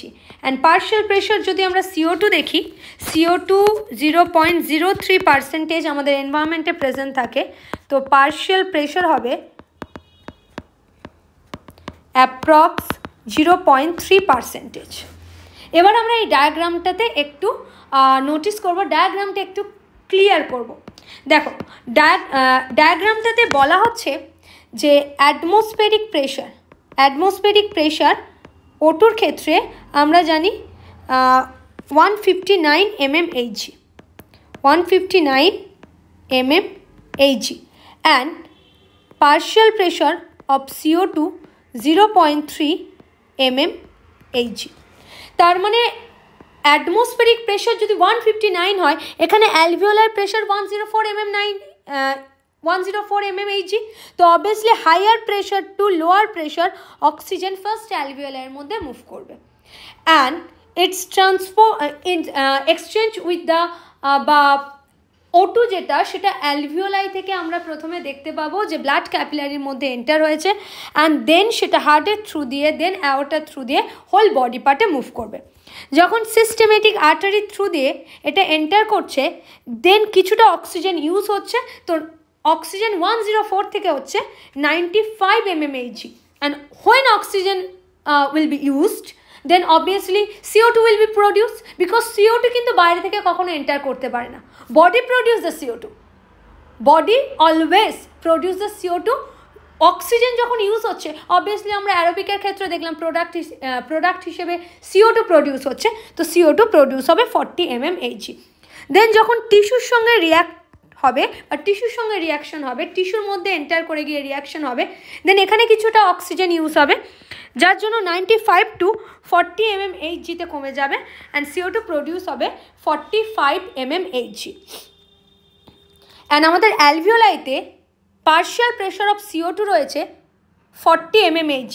তো অবভিয়াসলি এখানে সিস্টেমেটিক ভেনের থ্রু দিয়ে দেন পালমোনারি আর্টারি থ্রু দিয়ে লাংসে যাবে, বিকজ CO2 যেটা higher pressure to lower pressure move করবে, এখানে 45 রয়েছে, এখানে 40 রয়েছে, তো অবভিয়াসলি হায়ার টু লোয়ারের দিকে মুভ করবে। অ্যান্ড আমাদের অ্যাটমসফেরিক প্রেশার যদি আমরা দেখি 0.3 mmHg CO2র ক্ষেত্রে, তো এখান থেকে CO2টা অ্যাটমসফিয়ারের দিকে রিলিজ করে যাবে। That's all about the partial pressure. ওকে, আচ্ছা, নেক্সট আমরা মুভ করব ট্রান্সপোর্ট অফ গ্যাসেস। এখানে দুটো গ্যাসের কথা আমাদেরকে বলা হয়েছে, CO2 অ্যান্ড অক্সিজেন। তো যে কোনো গ্যাস হোক সেটা কিন্তু ব্লাডের থ্রু দিয়ে আমাদের বডির প্রত্যেকটা পার্টে কিন্তু রিচ করবে। তো প্রথমে যদি বলা হয় আরবিসি থ্রু দিয়ে 20 to 25% of CO2 move through the RBC, then plasma through দিয়ে পাস হবে 7% CO2 and 70% CO2 moved as a bicarbonate, and O2 ক্ষেত্রে 97% of O2 move through the RBC and remaining 3% O2 move through the plasma. এগুলো কিন্তু খুব important, এই পার্সেন্টেজগুলো কিন্তু মনে রাখতে হবে, সামটাইম ডিরেক্ট কোশ্চেন কিন্তু এখান থেকে দিয়ে দেয়। ওকে, নেক্সট আমাদের topic transport of oxygen. Transport of oxygen খুব ইম্পর্টেন্ট, এখান থেকে কিন্তু স্টেটমেন্টাল কোশ্চেন দিয়ে দেয়, সেটা ট্রান্সপোর্ট অফ অক্সিজেন হোক বা ট্রান্সপোর্ট অফ কার্বন ডাইঅক্সাইড। তো আমরা বললাম যখন অক্সিজেন ব্লাডের থ্রু দিয়ে ট্রান্সফার হয়, 97% অক্সিজেন কিন্তু আরবিসি থ্রু দিয়ে পাস হয়। তো আরবিসি থ্রু দিয়ে পাস হওয়া মানে অবভিয়াসলি হিমোগ্লোবিনের সঙ্গে বাইন্ড করবে। তো হিমোগ্লোবিনের সঙ্গে যদি বাইন্ড করে, হিমোগ্লোবিনের সঙ্গে যখন অক্সিজেন বাইন্ড করবে, এটা কিন্তু রিভার্সিবল ম্যানারে বাইন্ডিং হবে। তো ফর্মেশন করবে অক্সি হিমোগ্লোবিনের ফর্মেশন করবে HbO2। তো চলো এখানে একবার একটু দেখে নেওয়া যাক হিমোগ্লোবিনের স্ট্রাকচার অফ হিমোগ্লোবিন। দেখো, হিমোগ্লোবিনের কাছে two types of molecule present থাকবে, একটা হচ্ছে আলফা 2 অ্যান্ড বিটা 2। তো নম্বর অফ মলিকিউল যদি বলা হয় 4, type of molecule will be 2। And এখানে আয়নস প্রেজেন্ট থাকে, Fe2+ এর আয়ন প্রেজেন্ট থাকবে। কটা আয়ন প্রেজেন্ট থাকবে? এখানে 4টে Fe2+ এর আয়ন প্রেজেন্ট থাকবে, যার সঙ্গে alpha 1, alpha 2, beta 1 and beta 2 present থাকবে। সো এখানে মনে রাখতে হবে এই যে Fe2 এর সঙ্গে কিন্তু অক্সিজেন বাইন্ড করবে। তো হিমোগ্লোবিনের 4টে Fe2+ প্রেজেন্ট রয়েছে, 4টে Fe2+ এর সঙ্গে 4টেই ম্যাক্সিমাম 4টে oxygen that can bind with the haemoglobin. And যখন অক্সিজেন Fe2 সঙ্গে বাইন্ড করবে, Fe2 can convert into the Fe3+। আচ্ছা, হিমোগ্লোবিনের যখন হিমোগ্লোবিনের যেটা ফর্মেশন হয় সেটাকে আমরা বলি association of the oxygen. And যখন হিমোগ্লোবিন ফার্দার হিমোগ্লোবিন অ্যান্ড অক্সিজেনে আবার কনভার্ট হয়ে যায়, মানে ব্রেক করে যায়, সেটাকে আমরা বলি ডিসোসিয়েশন অফ অক্সিজেন।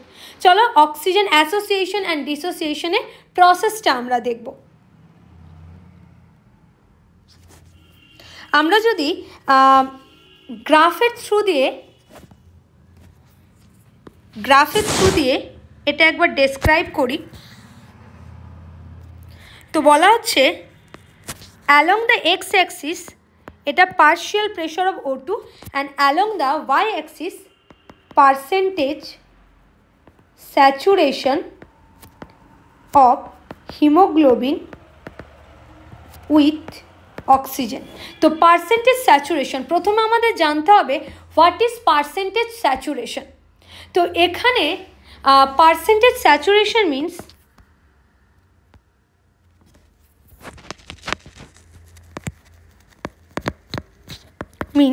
আমরা কি জানি যে ম্যাক্সিমাম 4টে অক্সিজেন কিন্তু বাইন্ড করতে পারে। তো the number of oxygen that can bind with haemoglobin divided by total number of oxygen bind with haemoglobin into 100। তো দেখো, যদি 4টে হিমোগ্লোবিন বাইন্ড করে থাকে তাহলে সেখানে পার্সেন্টেজ স্যাচুরেশন কিন্তু 100% হবে। অ্যান্ড যদি 3টে মলিকিউল বাইন্ড করে থাকে পার্সেন্টেজ স্যাচুরেশন 75%। ওকে, অ্যান্ড যদি 2টো মলিকিউল বাইন্ড করে থাকে পার্সেন্টেজ স্যাচুরেশন 50%। অ্যান্ড যদি একটা মলিকিউল বাইন্ড করে থাকে তো পার্সেন্টেজ স্যাচুরেশন 25%। তো এখানে বুঝতে হবে যে ব্লাডের 100% স্যাচুরেশন মিন যখন হিমোগ্লোবিনে 4টে হাতের সঙ্গে 4টে অক্সিজেন বাইন্ড করে থাকবে, সেটা হচ্ছে 100% স্যাচুরেশন অফ হিমোগ্লোবিন। তো এখানে যদি আমরা প্লট করি তাহলে এরকম সিগময়েড কার্ভ দেখতে পাবো, যে সিগময়েড কার্ভের এই যে পয়েন্টটা এটা হচ্ছে 100% স্যাচুরেশন, 100% স্যাচুরেশনের একটা গ্রাফ। তো পার্সেন্টেজ স্যাচুরেশন যদি 100% হয় তো পার্শিয়াল প্রেশার অ্যাপ্রক্স 90 mmHg হবে। ওকে, দেন আমরা প্লট করব পার্সেন্টেজ স্যাচুরেশন যদি 75% হয় দেন পার্শিয়াল হবে 48 mmHg। দেন 25% যদি হয় এটা 30 to 35 mmHg partial pressure. And 25% যদি স্যাচুরেশন হয় এটা 10 to 20 mmHg। এটা হচ্ছে আমাদের পার্শিয়াল প্রেশার। তো এখানে বুঝতে হবে এই যে 100% স্যাচুরেশন মানে এখানে 4টে অক্সিজেন হিমোগ্লোবিনের সঙ্গে বাইন্ড করে রয়েছে নর্মাল, বাট এটা আমাদের বডির ক্ষেত্রে দেখা যায় না বিকজ নর্মাল ফিজিওলজিক্যাল কন্ডিশনে 75% স্যাচুরেশন হয়ে থাকে। এবার দেখো, এখানে যদি আমরা কার্ভটাকে একটু রাইট সাইডে শিফট করাই অ্যান্ড যদি এটা একে একটু লেফট সাইডে শিফট করাই তাহলে কি হবে? রাইট সাইডে যদি শিফট করাই তো এখানে মনে রাখতে হবে যে পার্সেন্টেজ স্যাচুরেশন যদি বাড়ে পার্শিয়াল প্রেশারও বাড়বে, অ্যান্ড পার্শিয়াল প্রেশার যদি কমে পার্সেন্টেজ স্যাচুরেশনও কিন্তু কমবে। তো যত আমরা রাইট সাইডের দিকে মুভ করব পার্সেন্টেজ স্যাচুরেশন আস্তে আস্তে কিন্তু কমতে থাকবে। আর এটাকে বলা হয় বোর এফেক্ট। বোর এফেক্টের লোকেশন কোথায়? টিস্যু। ওকে, তো বোর এফেক্টের ক্ষেত্রে এখানে পার্সেন্টেজ স্যাচুরেশন কমে যাওয়া মানে হিমোগ্লোবিনের সঙ্গে অক্সিজেনের বাইন্ডিং কমে যাওয়া। তার মানে আমাদের বুঝতে হবে টিস্যু লেভেলে অক্সিজেনের ইউজ হচ্ছে অ্যান্ড কি প্রডিউস হচ্ছে? CO2 প্রডিউস হচ্ছে। তো পার্শিয়াল প্রেশার অফ O2 এখানে কম হবে, পার্শিয়াল প্রেশার অফ CO2 কিন্তু এখানে হাই হবে। And partial pressure of CO2 যদি এখানে হাই হয় H+ এর কনসেন্ট্রেশন হাই হবে, সিমিলার টেম্পারেচার হাই হবে, মেটাবলিজম হাই হবে, বাট pH যেটা রয়েছে সেটা কিন্তু কমে যাবে। ওকে, অ্যান্ড সিমিলার কার্ভটাকে যদি আমরা একটু রাইট সাইডে শিফট করি তাহলে এটাকে বলা হয় হ্যালডেন এফেক্ট। হ্যালডেন এফেক্টের লোকেশন কোথায়? এটা অ্যালভিওলাই। তো আমরা জানি অ্যালভিওলাই সাইডে CO2 এক্সচেঞ্জ হচ্ছে উইথ দ্য O2, তার মানে O2টা হিমোগ্লোবিনের সঙ্গে বাইন্ড করবে।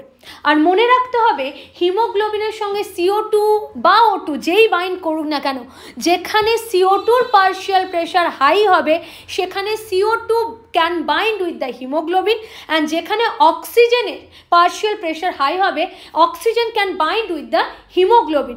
অক্সিজেন বাইন্ড হতে চাইবে সেখানে হিমোগ্লোবিনের সঙ্গে। তো অবভিয়াসলি অ্যালভিওলায়ে যেখানে অক্সিজেনের পার্শিয়াল প্রেশার হাই, তো অক্সিজেনের পার্শিয়াল প্রেশার হাই হবে, তো obviously partial pressure of CO2 কমবে।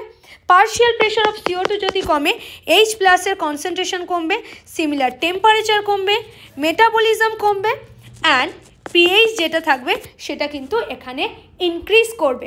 তো আমরা বলতে পারি অ্যালভিওলাইতে অক্সিজেনের অ্যাসোসিয়েশন হবে অ্যান্ড টিস্যুতে অক্সিজেনের ডিসোসিয়েশন হবে, যার জন্য এই গ্রাফটাকে আমরা sigmoid graph or oxygen dissociation কার্ভও বলে থাকি। ওকে, এবার এনসিআরটি বলছে এই যে oxygen dissociation curve, oxygen association curve, এগুলো কোন কোন ফ্যাক্টরের উপর ডিপেন্ড করে।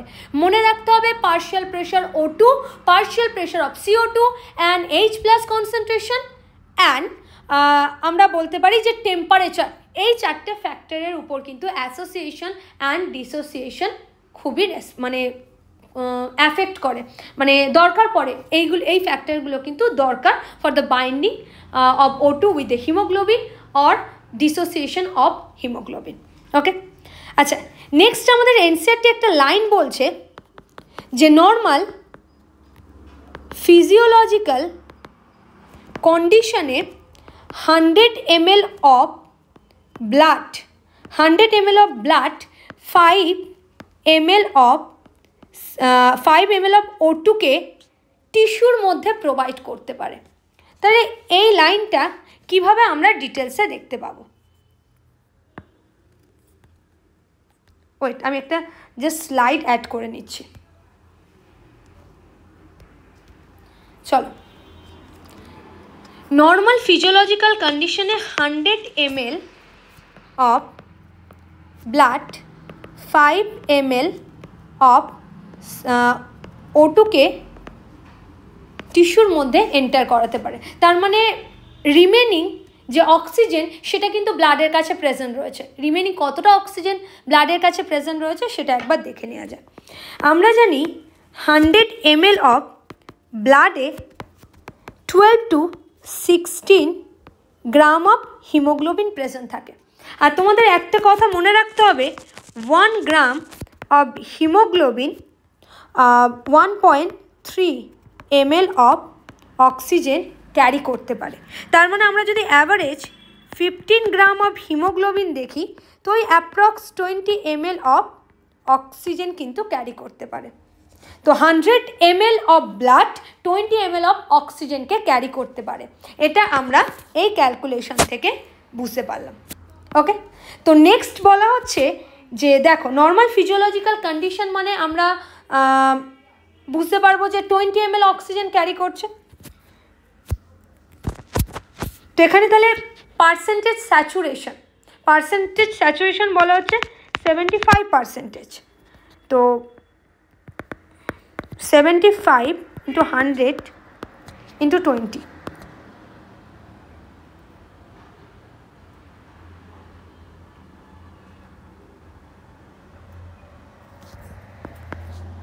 ওকে, তার মানে 150 ডিভাইডেড বাই 10, ওকে 15 ml। তো দেখো 15 ml যেটা সেটা কিন্তু আমাদের ব্লাডে প্রেজেন্ট থাকবে। 15 ml অফ O2 ব্লাডে প্রেজেন্ট থাকবে, আর 20 ml তো টোটাল ছিল, তার মানে রিমেনিং 5 ml টিস্যুতে এন্টার করবে। ক্লিয়ার? এবার যদি পার্সেন্টেজ স্যাচুরেশন 50% হয়, তাহলে আমরা বলতে পারি 10 ml অফ CO2 টিস্যুতে যাবে অ্যান্ড রিমেনিং 10 ml কিন্তু CO2 ব্লাডে প্রেজেন্ট থাকবে। ওকে, অ্যান্ড 25% যদি হয়, অবভিয়াসলি অপোজিট, 15 ml টিস্যুতে এন্টার করবে অ্যান্ড 5 ml ব্লাডে প্রেজেন্ট থাকবে CO2। ক্লিয়ার হয়েছে কনসেপ্টটা? ওকে, নেক্সট আমরা মুভ করব ট্রান্সপোর্ট অফ CO2। এই transport of CO2 similar oxygen হিমোগ্লোবিনের সঙ্গে যখন বাইন্ড করবে, এটাও রিভার্সিবল ম্যানারে বাইন্ড করবে অ্যান্ড ফর্ম করবে carbamino haemoglobin, carbamino haemoglobin. তার মানে এটা হিমোগ্লোবিনের সঙ্গে বাইন্ড করে এটাও কিন্তু টিস্যু টু অ্যালভিওলাইয়ের দিকে মুভ করবে।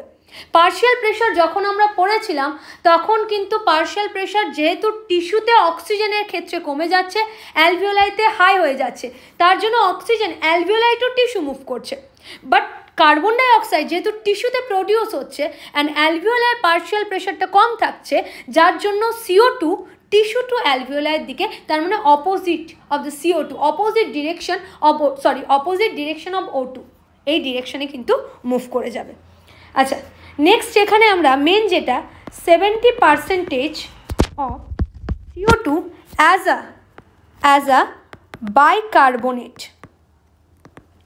বাইকার্বনেট আয়ন হিসেবে পাস হবে।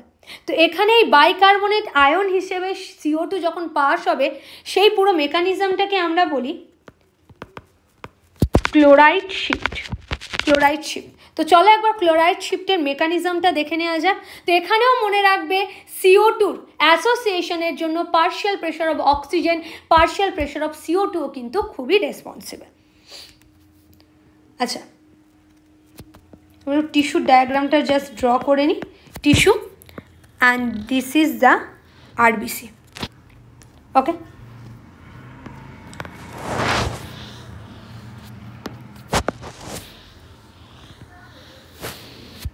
RBC। তো টিস্যু থেকে যখন CO2 রিলিজ হচ্ছে, CO2-র 7% প্লাজমা থ্রু দিয়ে up to the alveoli pass হচ্ছে, 20 to 25% যেটা RBC থ্রু দিয়ে পাস হচ্ছে, অ্যান্ড 70% CO2 টিস্যু থেকে রিলিজ হয়ে ওয়াটারের সঙ্গে বাইন্ড করে RBCর মধ্যে এন্টার করবে। And RBCতে carbonic anhydrase enzyme present থাকে, যেটার প্রেজেন্সে এখানে H2CO3 বাইকার্বনেট মলিকিউলের ফর্মেশন হবে। অ্যান্ড সিমিলার ফার্দার সি এর প্রেজেন্সে HCO3 মাইনাস প্লাস H প্লাসে ব্রেক করে যাবে আমাদের বাইকার্বনেট মলিকিউল। অ্যান্ড RBCতে ক্যালসিয়াম এই কার্বনিক অ্যানহাইড্রেস, RBCতে কার্বনিক অ্যানহাইড্রেস সবচেয়ে বেশি থাকে দেন দ্য প্লাজমা, বাট প্লাজমাতে কিছু অ্যামাউন্ট কার্বনিক অ্যানহাইড্রেসও কিন্তু প্রেজেন্ট থাকে। এবারে যেহেতু এখানে HCO3 ফর্মেশন হচ্ছে, এই প্লাস মাইনাস যেহেতু এখানে একটা pH বা বাফার মেনটেন করতে হয়, তার জন্য HCO3 RBC2 প্লাজমার মধ্যে মুভ করে যাবে, অ্যান্ড এখানে প্লাজমাতে NaCl প্রেজেন্ট থাকবে, যেটা ব্রেক করে Na প্লাস প্লাস Cl মাইনাসের ফর্ম করবে। অ্যান্ড Cl মাইনাস এই বাইকার্বনেট যেটা RBC2 প্লাজমার মধ্যে এন্টার করব, তার পরিবর্তে ক্যালসিয়াম যেটা প্লাজমাতে প্রেজেন্ট ছিল, প্লাজমা টু RBCর মধ্যে এন্টার করে যাবে, ওকে। অ্যান্ড H প্লাসটা ফার্দার হিমোগ্লোবিনের সঙ্গে বাইন্ড করে HB এর ফর্মেশন করবে, যেটা রিডিউস করবে অ্যাসিডোসিসকে, reduce the acidosis. And Na plus bind with the bicarbonate ion and form sodium bicarbonate. Clear? এটাকে বলা হয় ক্লোরাইড শিফট। এই মানে বাইকার্বনেট ফর্মেশনের পর বাইকার্বনেট RBC2 প্লাজমা মুভ করবে, অ্যান্ড তার পরিবর্তে ক্লোরিন মলিকিউলস যেটা প্লাজমাতে প্রেজেন্ট ছিল সেটা RBCতে মুভ করবে। এটাকেই বলা হয় ক্লোরাইড শিফট। এবার তোমাদের মনে কোশ্চেন আসতে পারে যে হিমোগ্লোবিনের সঙ্গে যখন অক্সিজেন বাইন্ড করা ছিল বা হিমোগ্লোবিনের সঙ্গে যখন CO2 বাইন্ড করা ছিল, তো এই বাইন্ডিংটা ব্রেক করছে কে, কার প্রেজেন্সে ব্রেক হচ্ছে? তো এখানে একটা কথা মনে রাখবে, হিমোগ্লোবিন, ধরো এখানে হিমোগ্লোবিনের সঙ্গে CO2 বাইন্ডিং ছিল এই পোর্শনে, হিমোগ্লোবিনের সঙ্গে RBCতে ফার্স্ট CO2 এখানে হিমোগ্লোবিনের সঙ্গে O2 বাইন্ডিং ছিল। এবার যখন H প্লাসের ফর্মেশনটা হচ্ছে, H প্লাস গিয়ে হিমোগ্লোবিনের সঙ্গে বাইন্ড করে যাচ্ছে অ্যান্ড O2টা কিন্তু রিলিজ হয়ে যাচ্ছে অ্যান্ড O2 এন্টার করছে কোথায়? RBC2 টিস্যুর মধ্যেই এন্টার করে যাচ্ছে। সিমিলার প্রসেসে যদি আমরা অ্যালভিওলাইয়ের সাইডটাতে দেখি, ওখানে কি করছে? এই যে ফরমেশনটা এইচএইচবি কোথায় যাচ্ছে? আপ টু দ্য অ্যালভিওলাই যাচ্ছে অ্যান্ড অ্যালভিওলাই গিয়ে এই যে রিয়াকশনটা এখানে যে সোডিয়াম বাইকার্বনেটের ফরমেশন করছে, এই যে ফরমেশনটা আবার কিন্তু অ্যালভিওলাই গিয়ে রিভার্সিবল ম্যানারে ব্যাক করে, তার মানে রিভার্সিবল ম্যানারে চলে যাবে। যেমন এই যে মলিকিউলটা ফার্দার এন্টার করে যাবে, সিএল ফার্দার রিলিজ করে যাবে অ্যান্ড এই যে এইচএইচবিটা H+টা কিন্তু আবার এখানে এন্টার করে যাবে, যেটা ফার্দার CO2 ফরমেশন করবে। বিকজ এখানে বলা হচ্ছে যদি অ্যালভিওলাইয়ের কাছে পার্সেন্টেজ অফ O2 হাই না হয় তাহলে কখনোই মানে O2টা হিমোগ্লোবিনের সঙ্গে বাইন্ড করতে পারবে না, যার জন্য কার্বন ডাই oxide as a bicarbonate molecule up to the alveoli move করে অ্যান্ড দেন ওখানে গিয়ে এই যে রিয়াকশনটা যেটা আমরা দেখালাম, রিয়াকশনের পাথওয়েটা, সেটা আবার কিন্তু রিভার্সে ব্যাক করে CO2 প্রডিউস করবে অ্যান্ড এই যে হিমোগ্লোবিন রয়েছে H+ আর হিমোগ্লোবিন আলাদা হয়ে যাবে, দেন হিমোগ্লোবিনের সঙ্গে ফার্দার O2 জয়েন করে যাবে আর H+টা এন্টার করে গিয়ে CO2 প্রডিউস করবে, CO2 enter into the alveoli and then release into the environment. Clear? Okay, next দেখো রেগুলেশন অফ রেসপিরেশন। এই ব্রিদিংটা একটা কিন্তু involuntary process and it's control the neural control system and the chemical control system. এখানে আমি diagram already দিয়ে দিয়েছি। Because যখন নিউরাল কন্ট্রোলার সিস্টেম বলা হচ্ছে, আমাদের ব্রেনে বা সিএনএস এর মধ্যে প্রেজেন্ট থাকে medullary oblongata region which is responsible for the regulation of the breathing. তো মেডুলারি অবলাঙ্গাটা রিজিয়নে রিদিমিক সেন্টার প্রেজেন্ট থাকে। এই রিদিমিক সেন্টার মেনলি ব্রিদিং মেকানিজমটাকে রেগুলেট করতে পারে। And another regulatory region present at the pons region, যেটাকে আমরা বলি pneumotaxic center. Pneumotaxic center can moderate the function of the rhythmic center বা regulation of the rhythmic center. Rhythmic center রেগুলেশনটা তো maintain করছে, but ponds region যেটা রয়েছে সেখানে নিউমোট্যাক্সিক centre present থাকে, সে আবার রিদমিক সেন্টার এর যে রেগুলেশনটা সেটাকে মডারেট করতে পারে। And another centre is present adjacent the rhythmic centre which is chemosensitive centre বা কেমোসেন্সিটিভ এরিয়া বলা হয়। এই chemosensitive area highly sensitive to the hydrogen and carbon dioxide concentration, and chemosensitive not only adjacent of the rhythmic center present থাকবে, it is always present into the aortic arch and carotid artery, যার জন্য যদি ভেনের মধ্যে বা blood ভেসেলসের মধ্যে H+ and CO2 কনসেন্ট্রেশনের যদি disbalance হয়, ওখানে যে কেমো রিসেপ্টরটা প্রেজেন্ট রয়েছে যেটা হচ্ছে অ্যাওরটিক আর্ট অ্যান্ড ক্যারোটিড আর্টারির মধ্যে প্রেজেন্ট রয়েছে, সেটা কিন্তু আবার সিগন্যাল পাঠাবে রিদমিক সেন্টারকে, and rhythmic centre further breathing মেকানিজমটাকে কিন্তু রেগুলেট করবে। অ্যান্ড অক্সিজেন ব্রিদিং রেগুলেশন প্রসেসে তেমনটা খুব একটা কিন্তু হেল্প করবে না। আচ্ছা, আমাদের আজকে লাস্ট পয়েন্ট, যেটা last topic, disorder of the respiratory system. প্রথমেই আমরা দেখব অ্যাজমা। অ্যাজমা কিসের জন্য হচ্ছে? অ্যাজমা হচ্ছে difficulties in the breathing due to the inflammation of bronchi and the bronchiole. অ্যাজমার ক্ষেত্রে আমরা মেনলি দেখতে পাবো ব্রঙ্কিউল বা ব্রঙ্কিউলাসের কিছু ইনফ্লেমেশন, কিছু রিয়াকশনের জন্য ব্রিদিংয়ের ডিফিকাল্টিস চলে আসে, ব্রিদিংয়ের প্রবলেম হয়, যেটা আমরা মেনলি বলি শ্বাসকষ্ট হয়। অ্যান্ড এমফাইসেমা মেনলি সিগারেট স্মোকিংয়ের জন্য হয়, যেখানে অ্যালভিওলাইয়ের ওয়াল ড্যামেজ হয়ে যায়। অ্যান্ড অ্যালভিওলাই মেনলি আমরা জানি it is the primary site inward the gaseous molecular exchange. তো অ্যালভিওলার ওয়াল যদি ড্যামেজ হয়ে যায়, তার মানে সারফেস এরিয়া রিডিউস করে যাচ্ছে, and it's a chronic disease. Emphysema is a chronic disease. And occupational respiratory disease মানে তোমাদেরকে জানতে হবে। দেখো, আমাদের অ্যানাটমিক্যাল যে ন্যাজাল ক্যাভিটির মধ্যে যে সিলিয়া রয়েছে সেখানে এই সিলিয়াটা ফরেন পার্টিকেলটাকে এন্টার করতে দেয় না, সেটা বডি থেকে থ্রো আউট করে দিচ্ছে। প্লাস আমাদের কন্ডাক্টিং জোন যেটা রয়েছে সেটা ফরেন পার্টিকেল রিমুভ করে দিচ্ছে এয়ারের থেকে। বাট তাও কিছু কিছু পার্টিকেল আমাদের লাংসের মধ্যে স্টোর হয়, যেটা আমাদের রেসপিরেটরি বা কন্ডাক্টিং জোন পাস করে কিন্তু লাংস পর্যন্ত চলে আসতে পারে। যেমন ধরো কেউ অ্যাসবেস্টার কোনো ফ্যাক্টরিতে কাজ করছে, অ্যাসবেস্টার মেকিং কোনো ফ্যাক্টরিতে কাজ করছে, তার ক্ষেত্রে অ্যাসবেস্টোসিস ডিজিজ যেটা হয়। দেন হচ্ছে সিলিকন, মিনামাটা, মানে সিলিকন বা মানে যে কোনো ফ্যাক্টরিতে কাজ করছে তাদের যে স্মেল, প্লাস যারা এমনি যারা হাউস যে কালারিং যে পেন্টিং হয় সেই যে স্মেলগুলো, তার যে ছোট্ট ছোটো মলিকিউলসগুলো, সেগুলো যখন লাংসে স্টোর হতে থাকে সেখানেও কিন্তু আমরা লাংস ডিজিজটা দেখতে পাই। ইভেন সামটাইম এটা কিন্তু ক্যান্সার পর্যন্ত চলে যেতে পারে। তো that's all about for the today. And আশা করব তোমাদের পুরো চ্যাপ্টারটা ক্লিয়ার হয়েছে। আমি যতটা পেরেছি ডিটেলসে তোমাদের সঙ্গে ডেসক্রাইব করেছি।